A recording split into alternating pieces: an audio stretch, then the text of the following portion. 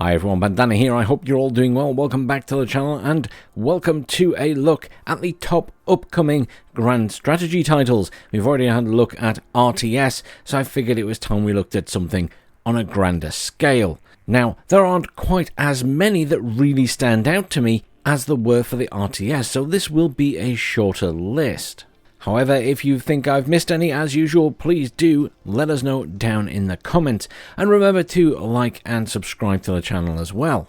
It doesn't cost you anything, but it really helps out the channel. Alright, let's get into it.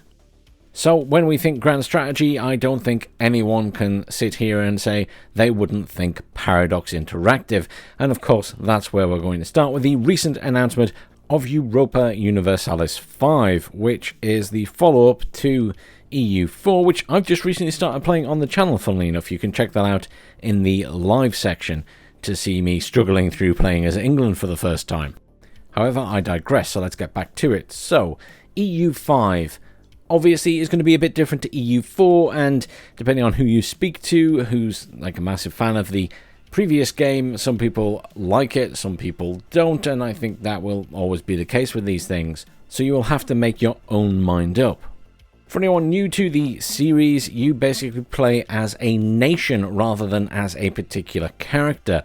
So, for example, while you will have a leader or a king or queen, etc., they will change over time, but you will always be the country. In EU5, unlike EU4, there will also be other characters in play, which you will interact with more, such as your advisors, where in EU4 they're just kind of there. The game will also start slightly earlier than the predecessor, in that you will be starting in Leet, or 1337. Is anyone else old enough to get the reference? This basically is the start of the 100 Years' War, and also will allow it to start before the Black Death, meaning there is another early game disaster to contend with. From that starting point, you will grow your nation. You will form alliances, wage wars, explore new areas of the globe, and then colonize them, all the way up to 1836, or around that time when the game will end, which leads very nicely into Paradox's other title, Victoria, because that's the Victorian era. Having finally got round to playing EU4, I really am now excited for EU5. I see what all the fuss was about, and hopefully EU5 will be just as good, even if it is a little bit different. The release date is currently just set to coming soon, and they haven't announced anything as yet, and there's wild speculation, but I'm going to speculate sometime in 2026. Okay, next up is something slightly different, and back over to our friends at Hooded Horse, with the developer Ex Vivo Studios creating Espiocracy. This is a grand strategy title where you will lead the intelligence agency of one of 74 playable countries. Your task is simple. Well, maybe not simple. You will rewrite history from the shadows, influence ideology, stage coups, and wage proxy wars. The game starts at the beginning of the Cold War and runs through the 20th century and beyond. Prepare yourself for nuclear brinksmanship, the space race, decolonization, and the instability and proxy wars that follow as you navigate a world balanced on a knife edge. You will spend your time deploying foreign and domestic agents to manipulate public opinion, support and establish political factions, stoke the flames of independence, ignite proxy wars, and shatter the status quo by instigating military coups. Your country's leader may request your input on major decisions such as invading a neighbor or forming an alliance, and you can use your influence to trigger wars or turn the tide of diplomatic negotiations. You will have the opportunity to target and manipulate particular individuals. These could be historically accurate individuals like celebrities, inventors, authors, or organizations like political parties, trade unions, guerrilla forces, or even entire sectors such as a nation's military, law enforcement, or media. Obviously, these actors that you control differ in their influence, competence, goals, and resources. An incompetent executive leading a nuclear power is a threat to domestic and foreign agencies alike. So I guess you're going to have to deal with them. And of course, assassination is included in the 34 different operations you can enact. This is one of those games that sounds like it's going to be really cool on the face of it, with all the espionage stuff, but obviously it depends how it plays at the end of the day. Not sure if there's going to be a demo anytime soon, but the planned release date is still listed as 2025, so watch this space. Okay, while we're on a roll with Hooded Horse, let's take a look at another game, and that is Endless Legend 2 by Amplitude Studios. Endless Legend is a very popular game, and I'm ashamed to admit I've never actually played the original. I have, however, had access to a demo build of Endless Legend 2, and I opted not to put a video up of it, just because I feel it's a little bit slow.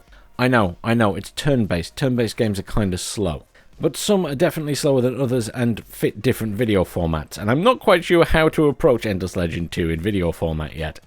For anyone who's unfamiliar, and perhaps more familiar with the first game, Endless Legend 2 is a fantasy strategy game. It's turn-based, and you're sort of building up a civilization, as it were, in a very similar fashion to the Civilization games. My understanding is the first game had less of the city management stuff going on and was more focused on the journey and the story, where in this, there's kind of a mixture of both. You choose to play as a particular faction, and it influences every aspect of the game from there, from the military side of things to how they interact diplomatically, etc, etc. You will also get hero units that level up over time, and you can choose special perks and abilities that either give bonuses to them, their allies, or indeed debuff the enemy. As the game time progresses and your technology etc goes up and up and up, the map itself will go down and down and down. Well, in the sense of the tides will retreat and new areas of land will open up for you to explore, and will also provide new dangers. I actually think it's quite a good way of expanding the map over time and not making some areas just simply too difficult right at the start. Very interesting game, some very cool ideas. I found it a little bit slow, as I say, and I found the combat a little bit weird, but maybe that just takes a bit of getting used to. Hopefully there's going to be some kind of public demo sooner rather than later, though admittedly its release date is just listed as coming soon, so watch this space. Next up, we're taking a look at a game from an independent studio, and that game is Beyond Astra, made by Nebula Games. This is a 4X sci-fi grand strategy where you'll be able to play simultaneously on the planet's surface and in space, seamlessly navigating from the galaxy view to the surface of any planet without any loading screens. The game boasts massive amounts of customization, from your species' ability to climate and origins, as well as various other traits, while also defining your civilization's political regime, government, names and visuals, etc, etc. So it is completely your civilization, you're not just choosing a pre-made one. There'll be city building and space station construction, where you will literally build and design these stations yourself. Obviously, with any of these games, you'll have to worry about the economy, the military, diplomacy, science, culture, religion, and there will be 7 different victory conditions for actually winning the game, which will include all of the above: economic ones, military, diplomatic, etc, etc, etc. You'll have access to armies on land, spaceships and other orbital units, 3 different science tech trees, science, culture and religion, and there'll be over 20 different resources used for various different things. Basically, there's a lot going on in this game, and frankly, I'm surprised it doesn't already have Hooded Horse as a publisher, just thinking about the stuff that they pick up. Again, this is another really cool looking game, and it's one of the ones I've discovered while looking for games to put in these lists. And it's quite fun sometimes making these lists, because I do find some really cool new stuff that I've not seen before. Planned release date is 2025, so watch this space, and you can head over to Steam and wishlist it now, obviously. Next up is Ephemeris. Now, this is another game I've mentioned on the channel before. It's a grand strategy / 4X that's mainly turn-based with then RTS combat. It draws inspiration from some of the classics like Master of Orion and Homeworld, bringing them together with some unique and new features like physics-based combat and a randomly generated tech tree. You will explore a huge galaxy in the game and spread your civilization to planets before anyone else does, unlocking new technologies, designing your own spaceships, and using diplomacy to reach your goals. And if the peaceful approach fails, show them what your spaceships are made of and unleash your fleets upon the enemy.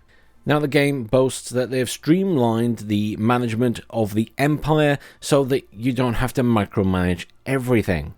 On top of that, you've got the usual kind of shipbuilding where you'll be able to unlock different weapons and power sources and drives and things, and then mount them on the ships as you see fit. And probably one of the most exciting things, which was already mentioned earlier, is this randomly generated tech tree.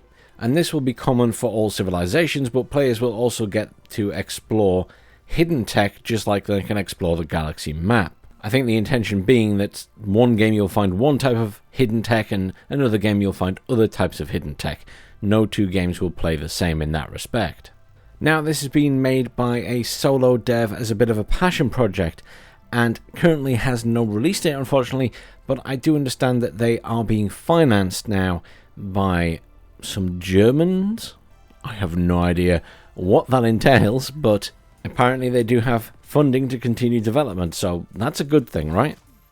Next up is Liegecraft, which is a medieval grand strategy / 4X with some RPG elements slotted in there as well. This is coming from a new small team called From Chaos, just 5 people working together, and they've come from places like CD Projekt Red, 11-Bit Studios, and Paradox Interactive, so you can see where the inspiration for this game is coming from.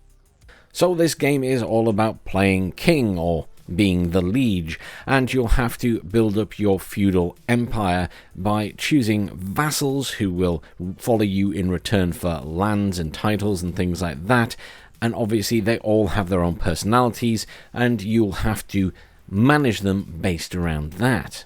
Of course, there will be quest elements from the RPG side of things, and you'll be able to host real-time events such as feasts or hunts, and even dungeon explorations as well as other things. You can even get drunk with your vassals, compete in tournaments, and much more. You'll obviously need to build up your cities, expand your territory, and give territory to your vassals to keep them happy. And of course, you can wage wars with proper armies, or even just fight duels. The game will also be supporting custom maps and modding. It all sounds very cool and something a bit different. However, it is quite big in scope for a 5-man team, so we'll see how it pans out. The plan is for an early access release, currently sometime this year. Next up is something a little bit different again, and that is Atre Dominance Wars. Another sort of medieval fantasy 4X grand strategy where you're trying to attain the powers of a god and dominate in a lore-driven world. Obviously, like any 4X, you will have to expand, explore, and build up your cities. You'll also have to fight many a battle, but your units this time can be things like demons, and you will have to research to both upgrade and morph them into new units over time. You'll also need to forge your own artifacts to further bolster your armies. And of course, as you might have already imagined, you will have a type of hero unit, which are called immortal avatars. These will lead your armies and can, in a similar vein, be upgraded with artifacts and things like that. One of the other interesting things that's a bit different about this game is the world is generated depending on the magical attributes you choose when you create your character. So the world is responding to your choices from the very beginning, and then you will get various choices to make during the game which may have further effects. Though they haven't specified, I think they're keeping that one hush-hush. The game's currently slated for a 2025 release.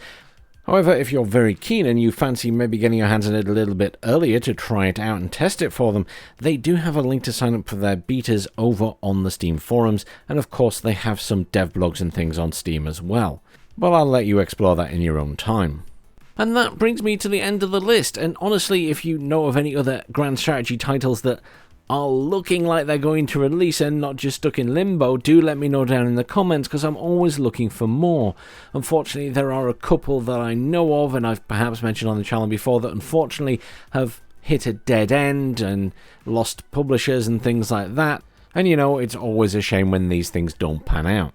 But as I say, if you know of any that are looking solid, let me know down in the comments. It's always appreciated. And again, don't forget to hit the like button and subscribe. It's free. It only costs you a few seconds, and it really helps out the channel, and it means that I'm more likely to get early access to these games so I can try them and feed back what I think of them. Regardless, thank you for watching. I'll see you all soon.